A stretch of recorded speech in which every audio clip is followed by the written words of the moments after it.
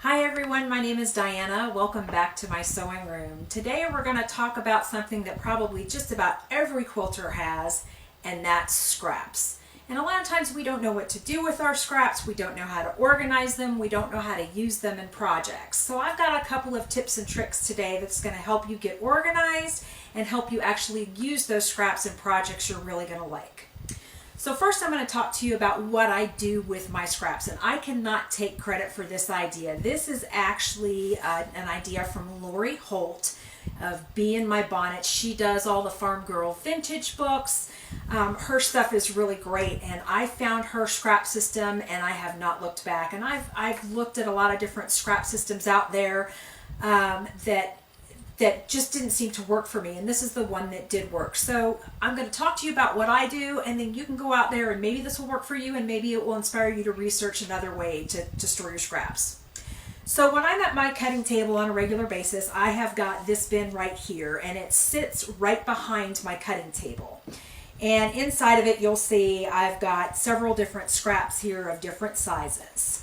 And when this thing gets full, that's when I either cut them down or fold them up depending on what size they are. So if I'm going to cut my scraps down, I'm going to cut them into 4 different sizes. And this is where Lori Holt's recommendations came in for me. And I've got 4 different size strips that I do. The first size strip that I do is a larger size strip, and that is 7 inches. And as you can see, it's not a full length of fabric, it's just a 7-inch strip. The second size strip that I do is 5 inches. And again, you can see these might not necessarily be full width of fabric strips. They might be. It's just something that if they're fairly large and they're long enough to really fit into my bins, I'll trim them into 5-inch scraps. The next size I do is 3.5-inch strips. And then I also do one more size of 2.5-inch strips. And as you can see, these all fit really well into my bins. So my 2.5-inch strips get their own bins. My 3.5-inch and 7-inch strips fit in a bin together. And then my 5-inch strips fit in a bin by themselves as well. What do I do with the scraps that are either too small or what I feel are too large to go into these bins? Well, here's what I do. I have another bin that are scraps that are large enough that I feel like I don't want to trim them down into smaller sizes. So these are anything that are way over 8 inches but smaller than a fat quarter. So I store my fat quarters on their own. Anything that's smaller than a fat quarter gets cut up. So this is a strip that's just a little bit longer, a little bit wider than 7 inches, that I felt like, you know what, I don't want to trim this up into smaller strips. This works great for mug rugs. A lot of you may have the Kimberbell discs, the mug rugs. It works really well for backings for that. Lori has just come out with a great new design that's going to go with her thread of the month. It's a mug rug, so these are great for backings for mug rugs, for pot holders, for my kitchen, things like that. And then I also have bins that hold smaller scraps. And these are really great for things like applique or little pieces that I may want to use for something else, but might not be big enough to be cut into a full strip size. So I've got lots of bins like this that are sorted by color that are just smaller scraps. My strips that are cut into specific sizes, I actually store them by size. And for my 8-inch scraps, I also store them by size. So I don't really normally store anything by color, I store them by size. So now that you've got your scraps cut down into manageable sizes, what can you actually do with them?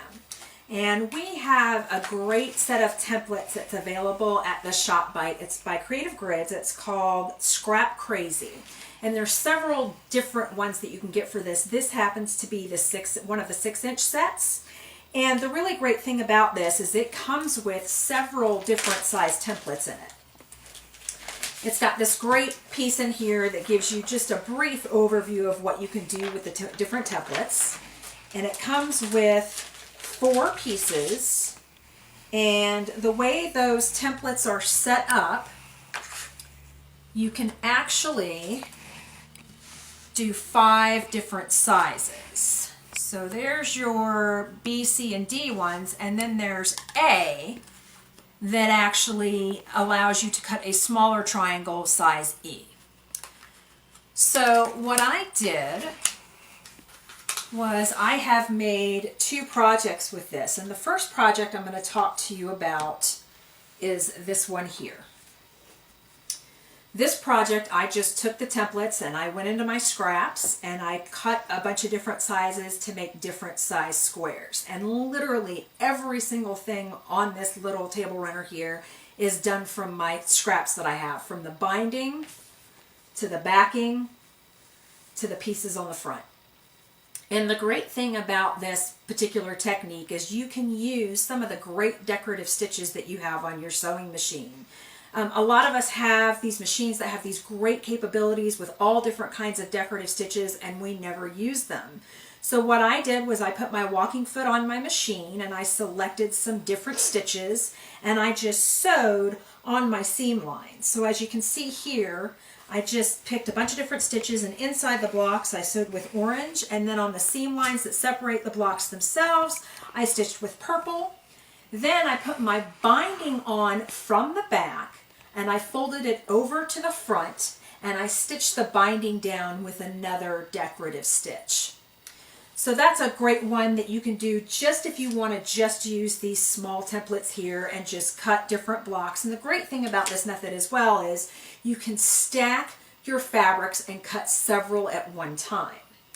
The other really great thing about this particular set of templates is that Karen Montgomery, the person who designed it, has come out with a couple of books, and these are called Scrap Crazy and Crazy for More.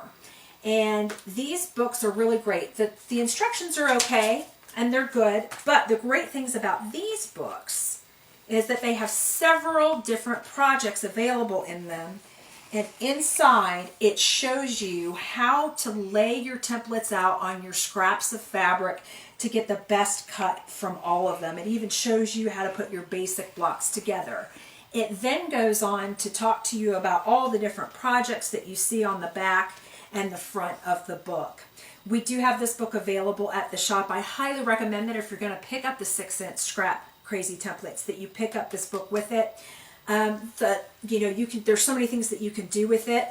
I have made this particular project here, which is called Daffy, and I'll show that to you in just a minute. I used nothing but scraps for this and my C template, and that's all it took, and it just depended on which way I laid the template. It shows you exactly what to do. This is the second quilt from the book that I was telling you about. This is called Daffy. And in the book, this quilt is much larger than what I've made it. I chose to make it wall hanging size. I used pink scraps that actually had a pattern on it for the flowers and for the center of the flower. And then for the outside, I used blue scraps that were all solids. The book tells you how to cut each piece for the quilt, tells you how to face them, and tells you how to sew them together. One thing about this particular quilt, you will want to make sure that your seams nest. The templates make it very easy to do that because you trim off all the dog ears before you sew anything together. So all the different projects in this book would make great wall hangings, they would make great children's quilts, or if you're not sure that scrap quilts are something that you want to keep, think about donating your scrap quilts to charity, something like the Linus Project. It's a great way to get through those scraps. It's a great way to make room for more new fabric on hand. These templates are just a great way to use the things that you have in your sewing room. Just want to remind you that we will continue to do these videos on a regular basis for you. I'll be presenting videos on Mondays and Thursdays.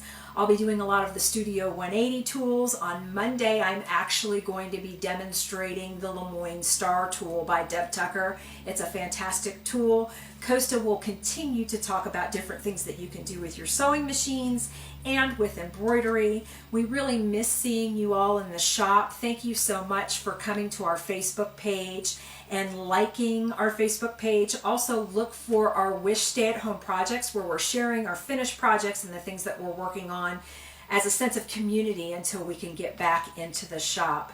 Thanks so much for watching. Have a great day.